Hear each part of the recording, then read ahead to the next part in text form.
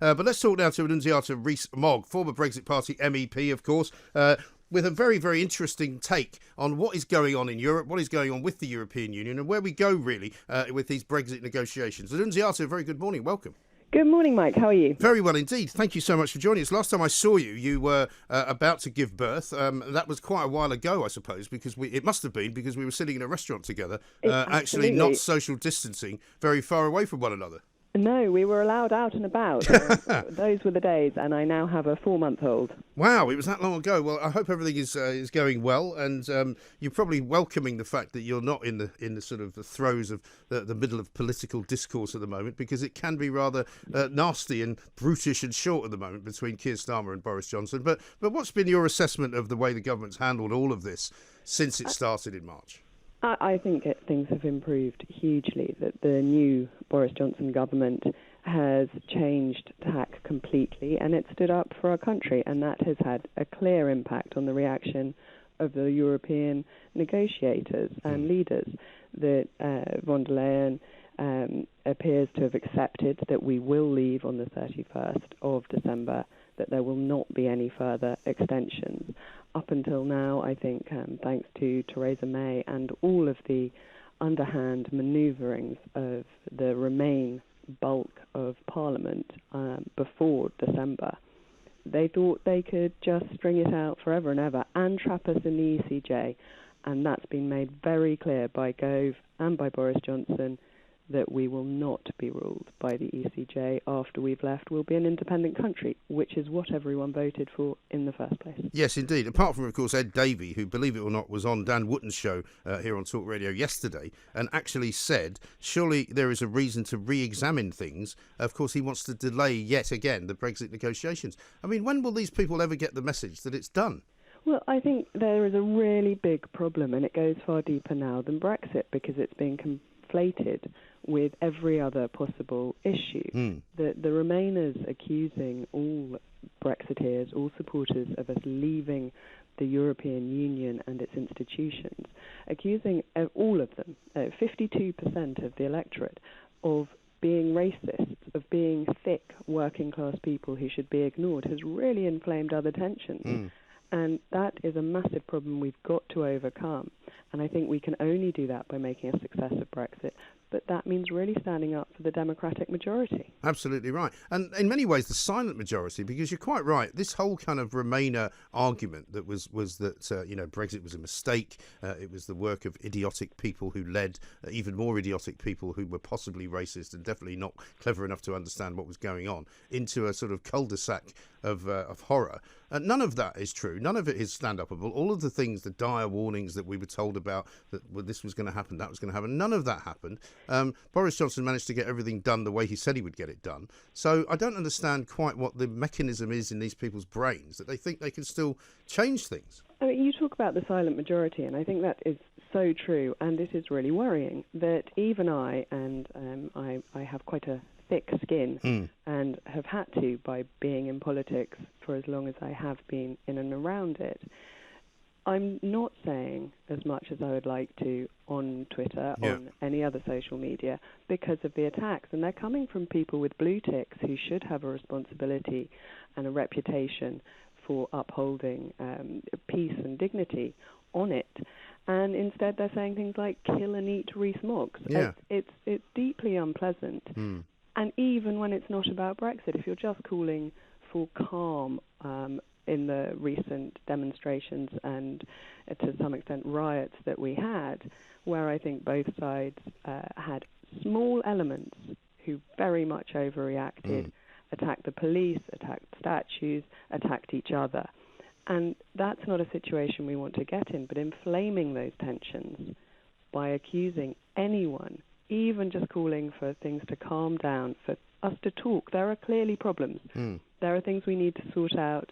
There are a large number of ethnic minority people who feel they are discriminated against. We've got to get to the heart of why, of what needs to be done, what we can change, how we can make things better, not just to throw mud at each other. No, because the whole kind of idea of consensus seems to have been turned on its head, because consensus now doesn't mean a sort of a meeting in the middle of people who have differing views. Consensus now means only one thing, and if you don't agree with us, we will come after you.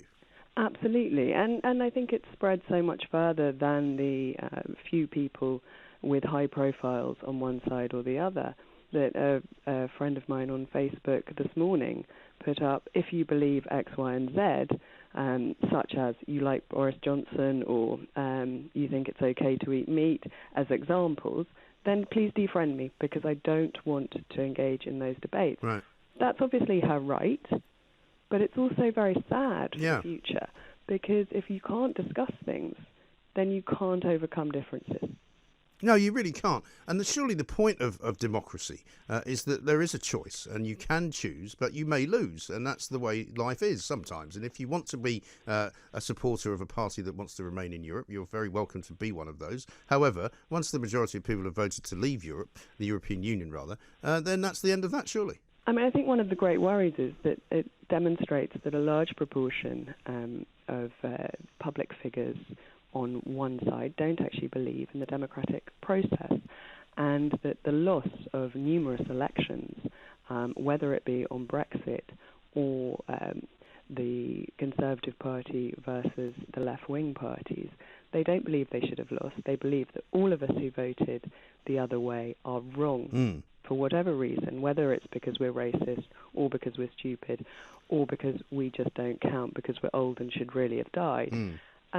And that not accepting results is causing great difficulties and much greater tensions. And if we don't get on as a country and accept the winners have won and the losers have lost, we're not going to get anywhere. No, quite.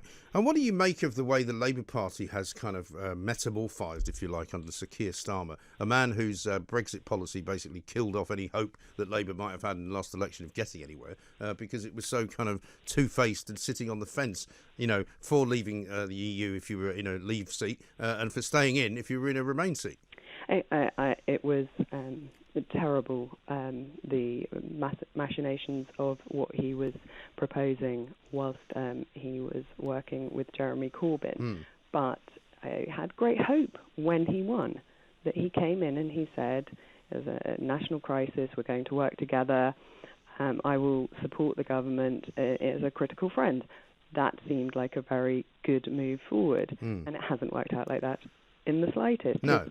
His MPs are inflaming the differences between people, not trying to bring them together, and he is doing nothing to stop it. And then he's up at the ballot box shouting at Boris Johnson in just the way it always was, if not worse. Yes. Well, that's the problem. Every single Wednesday, I look forward to Prime Minister's questions, because for me, this is where Sir Keir Starmer proves that he's actually not very good. He's not particularly charismatic. He's not particularly clever, even though people describe him as forensic. I find him to be tedious. I find him to be characterless. I find him to be not particularly good at getting Boris Johnson on the spot. And in fact, with every passing week, Boris seems to get better at sort of slapping him around. I think Boris is good at learning his brief. Yeah. And he's got the measure of Keir Starmer more and more, as you say, as each week goes by. But Keir Starmer is just coming at it from the wrong side. That what we need at the moment is to hold the government to account, but support what it's doing right. And we've got to work together as a country. This is a time of huge crisis. It's a time of tragic deaths, of economic disaster round the corner, unless we can work this out. And many people are suffering. What we don't need is great attention. No, exactly right. And what's it been like for you and your family, Annunziata? Because I know you live outside of London in the countryside. What's it been like, and is it sort of seemingly lifting now to some extent? I think up here it is noticeably relaxing. People are out and about in a way they weren't a month or longer ago, and I think that is a good thing. But obviously my local town is Skegness, and it is absolutely silent compared to normal. And those businesses are in really dire straits, that a lot of insurance companies have refused any support in this crisis. And there's a lot beyond the furlough scheme that businesses are losing out on, and taking loans for a season you're never going to get back, you might not be able to pay back. For me personally, I've got a small baby. I was up all night because he had his injections yesterday, vaccinations, and I was planning on being reasonably quiet anyway. Yes. But I feel very sorry for the school children who haven't been able to go back. And I think that's really difficult for the emotional stability of a lot of children who are stuck at home without necessarily contemporaries or siblings of a similar age, and that socialisation aspect, let alone the education, which is really lacking. Yes, I mean, we're going to talk to Jack McConnell about this later on in the show, but I worry, I've got 2 teenage boys, and, they won't be now having any sort of education, strategic education, a physical education, if you like, where they're actually sitting in a classroom until September, and we're now told maybe not even then, which is a very long way off. It is. It's a very long time, particularly when you're young. Time stretches in a much longer way than as you age, and it speeds up, depressingly so. But I think that people can get back from it. But unless you're a very self-motivated child, which, let's face it, the majority probably are not, it's very difficult to keep that concentration without the impetus of the classroom. Right. Well, it's a bit like, being a grown-up and not having a job to go to, isn't it? It's all very well to say, just get up every morning and be motivated and go and find a job. But after a while, you just sleep later, you don't bother doing anything, you find yourself in a kind of spiral of despair. Yeah, absolutely. And we know from study after study how bad it is for the mental health of anyone to not have a purpose in life. And for children, that mainly is school. Yes, I totally agree. Well, Annunziata, great to hear you in good form and good fettle. Hope you get some rest later on today. Thank you so much for joining us. Annunziata Rees-Mogg, there, former MEP, of course, and politician, now not so much involved in frontline politics, but she may well do so again. But as she says, what a nasty, ghastly, horrible kind of world we live in, where you get people abusing someone just because of a name. Because of the name Rees-Mogg, she has to put up with abuse. I think that's entirely wrong, and I think it's entirely despicable. And I think if that is the kind of politics that we are teaching people in this country, then I think something needs to change.